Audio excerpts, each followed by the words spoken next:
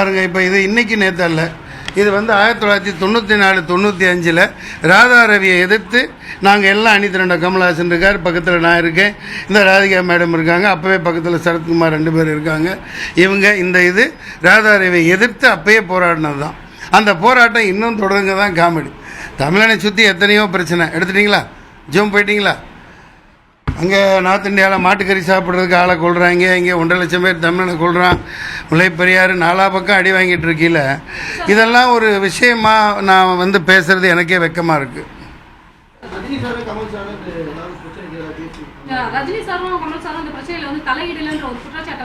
எப்படி தலையிடுவாங்க? அவங்களே சொல்லியிருக்காங்களே, அந்த சாக்கடைக்குள்ளே நான் வரலன்னு ஒரு நடிகர் சொல்கிறாருன்னா அந்த மாதிரி வச்சிருக்கிறது யார் வேலை?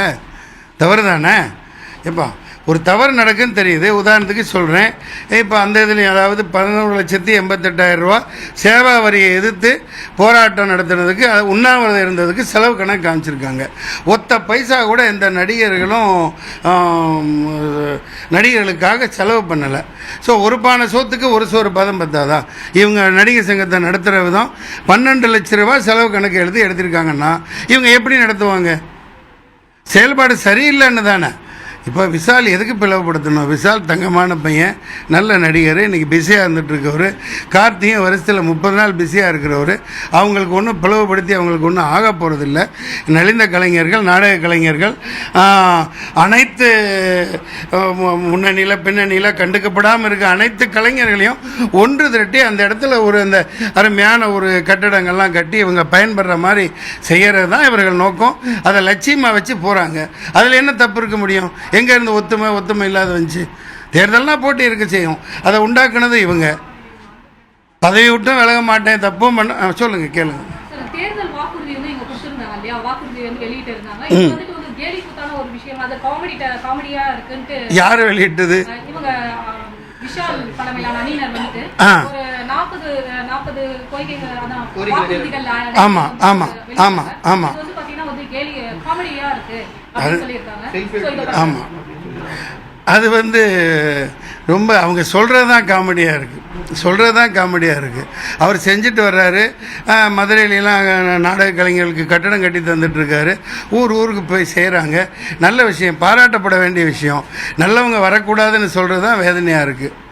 அதான் விஷால் பின்னணியில் யாரோ ஒருத்தர் தூண்டி விடுறாங்க. அதெல்லாம் யாரும் கிடையாது. அந்த அளவுக்கு வளராத பையனா, கை சுப்பிட்டு இருக்க பையனா விஷால்?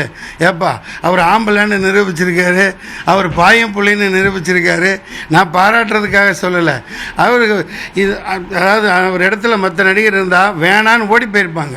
ஆனால் அந்த தம்பி நின்று எல்லாத்தையும் பொறுமையோடு, அவ்வளோ பொறுமையோட அண்ணன் வசதியை அவங்கள ரொம்ப மரியாதை குறைவாக அவங்க இவங்கன்னு ரொம்ப பண்பாடு தவறாமல் இவர் நாயே பேய் அன்னைக்கு விஷால் சொல்லிச்சு. அதில் கூட இப்போ வந்து என்ன பரதேசி நாயன்னெல்லாம் திட்டிருக்காரு ராதா ரவின்னு.